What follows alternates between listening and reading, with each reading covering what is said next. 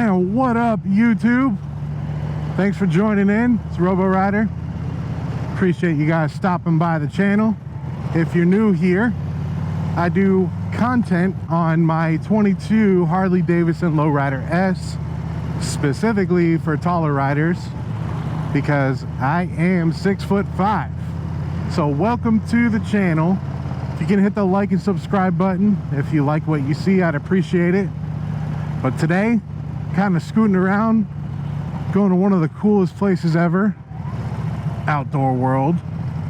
I mean, how many of you have an Outdoor World where you live? It's so freaking cool. I mean, it's huge.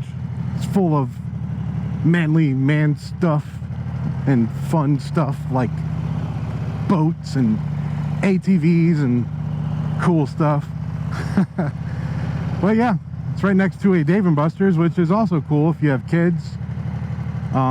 Dave & Buster's is even cool for adults, I guess, because, you know, they have a bar, if that's your thing. Not really my thing, but, you know, a lot of adults go there, have fun. But I wanted to hop on today and just talk about what are the first few things you should upgrade when you get a Lowrider S, because let's face it, when you get it stock from Harley, it's not that cool.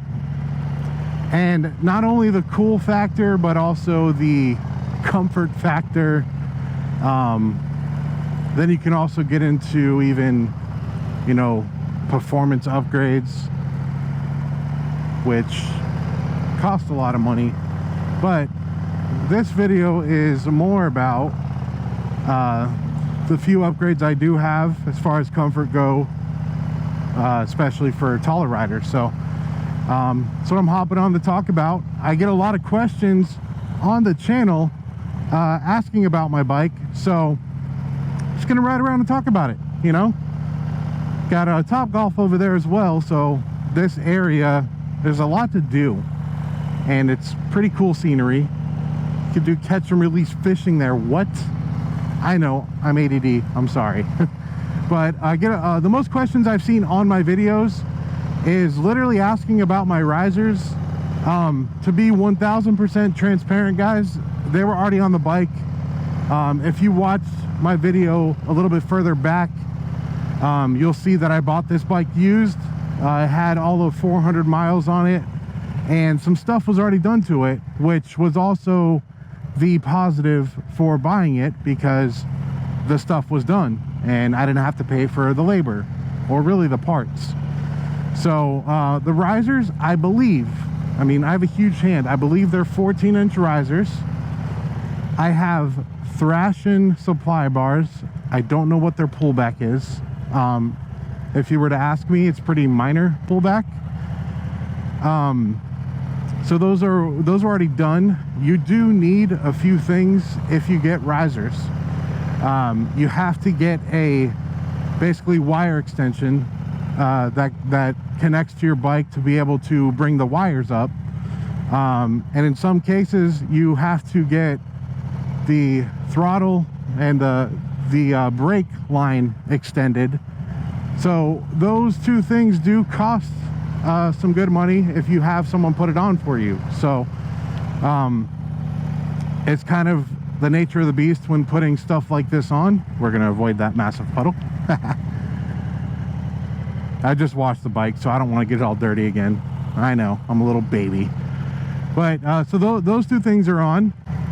So that upgrade could cost you a good penny. And some other things I got that are inexpensive. So if you kind of want to do this in order, and I'm gonna park over here so we could talk and me not be distracted by, you know, other things. So let's put this thing here, turn her off, turn that off, open up so I can breathe. But yeah, basically I'll hop off here because it's easier to show you guys while I'm on my helmet. But some very inexpensive first upgrades you can do. If you look right here, there is running, it's kind of like running white lights. You have those running along with the headlight. They then change when you put on your blinker to the amber. I will link in the description below. These are on Amazon. They were super cheap.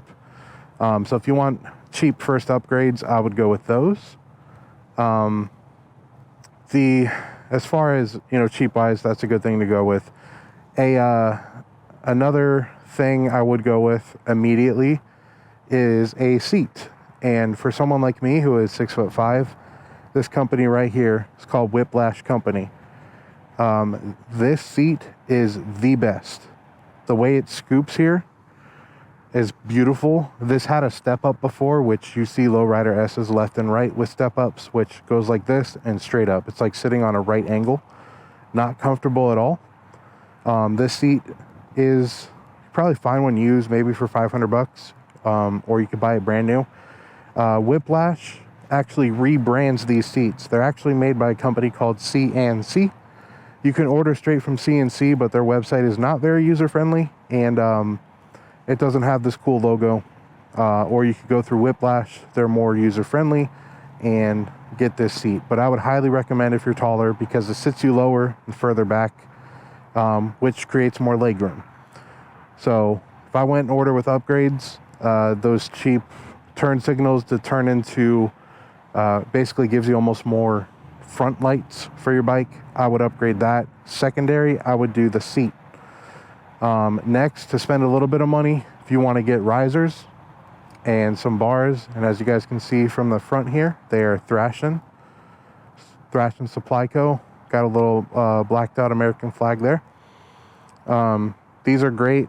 If you see my riding from my point of view, my arms are, you know, perfectly in front of me. It's very comfortable.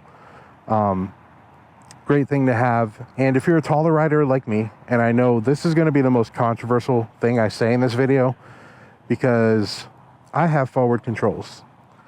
For me, I have super long legs, and the mid controls on this bike, I felt like my knees were in my stomach. It was not comfortable, and really I had to have forwards. I'm 6'5", y'all. Now you have all these dudes that are 5'8", and they're like, how dare you get forwards on this performance bike? Shut up, your 5'8" self, okay? Forwards are required for someone tall like me, and sorry you didn't have awesome genes to become tall. No hate, no hate. But yes, these I will link below. I do have a review video on these forwards. However, the link to those forwards, it seems like the company isn't making it. But I found literally an identical company. The only thing different is this brake pad thing is white. But literally it's the same exact setup. I will link below of where you can find it. So if I had to go in order on this bike, I would do these lights, the seat, forwards, risers, bars. So that's what I have as far as, you know, my comfort goes. I did go ahead and add, this doubles as a crash bar and also doubles as passenger pegs versus the Harley ones that are actually lower because they go between the exhaust. This is raised up more, and it enables my kid to be able to ride with me and be able to put his feet down. That's why I got that. Sissy bar is from Harley with the pad on it. As you can see, I'm going to do a full video review, but these are Viking bags. Awesome, awesome, awesome bags. They look great on the bike. They were super easy to put on. They provide you this relocation kit because your turn signals are back here where these holes are, but obviously the bag there. So you got to relocate it backwards. You can see I kind of ghetto rigged it with some electrical tape, but one of my next upgrades is going to be an integrated turn signal, which I'll put there. And I will totally remove all this and maybe like a lay down license plate. So the bags, I'm going to do a full video review. The pegs here are cross threads, mini coffins. They're great, sturdy. You can adjust angles, love them. Now my fairing. This is a Memphis Shade Road Warrior fairing. I think it's one of my most watched YouTube videos. You could check out the review on this. But I went through a 17-inch shield and still had wind buffeting because I'm so tall. So Memphis Shade for free sent me this 11-inch, which allows my head to be up in the clean air and not getting the turbulent air. So for taller riders, you're gonna need a lower shield because simply a 15 or even a 17-inch, you're still gonna get buffeting no matter what you do. Memphis Shade Road Warrior 11-inch, love it, makes the bike look like a club style. Also from Memphis Shades are these handguards. You're gonna want these. I don't know if you've been riding without handguards and all of a sudden a rock flies up and hits your knuckle, but it's a bad day when that happens, and you say bad words when it happens. So that's pretty much all the upgrades that I do have. And oh, one last one. This beauty right here. This is a quad lock. Locks your phone in here. Make sure if you buy the quad lock that you get the vibration dampener, okay? And to spoil yourself a little more, you could get the wireless charger, which on the Lowrider S, you can plug into right there. Hopefully you can see. Route it up through your bike and it'll wirelessly charge your phone while you ride. I love this thing. It's kind of tricky to get on sometimes, and you have to like pull these things back to get your phone on, but it's locked in place. The vibration dampener protects your camera, so in theory it won't destroy your camera from all the motorcycle vibrations. So I love the thing. Charges your phone. Where it mounts, where I have it mounted right next to the gauge here, perfect if you need directions, stuff like that. But yeah, that's basically the first few upgrades, in my humble opinion, that you should do when you get a Lowrider S if you're tall like me. Now, if you're a shorter rider, you're probably watching this video and like, this guy's an idiot. But again, remember, my content is for taller riders. That's kind of why I'm giving the advice. Also, there is an upgrade I forgot to mention. These are slip-ons, and it's made by Chromeworks. Makes the bike sound a heck of a lot better than stock. These were also installed by the dealer when I bought the bike, so no out-of-pocket cost for me. But if you hate the sewing machine sound of the stock bike, upgrade the slip-ons. You get a nice sound. You guys hear me start my bike in just about every video, so you know it sounds pretty good, even though it's coming from the microphone in my helmet. See, sounds pretty good. But yeah, I just wanted to hop on and do a quick video about that. Ooh. Kind of popped the clutch out a little. But yeah, those are pretty much the upgrades I would suggest for a taller rider. And again, upgrades, appearances, they all come down to personal preference and opinion, and I know everyone has different setups, but this is the way I chose to set up my bike, and just what I like. So if this video is helpful for you, I would appreciate like and subscribe, follow for future content. I am doing a giveaway. I am almost to 500 subscribers. Once I am there, I will be giving away a Second Amendment motorcycle vest that is made by Skull Riders. It's real leather. You can hide toys in it, special adult toys. And I'm giving it away for free. The only way I will know how to give is, or you want to be entered, is commenting in any one of my videos and just saying, hey, I want to be in the contest. I've seen comments from people in my other videos, even the giveaway video, but not one person yet has said, hey, I want to be in the contest. So technically no one's really entered in right now. But what'll happen is, once we pass the 500 sub mark, I'm gonna have my kid, my son, randomly pick from a list, and we're just gonna give it to that person. So if you want to be in the giveaway, comment below, I want to be in the giveaway. If you have questions about anything on my bike or any of the upgrades I have, or just any other questions in general about a Lowrider S, hit me up.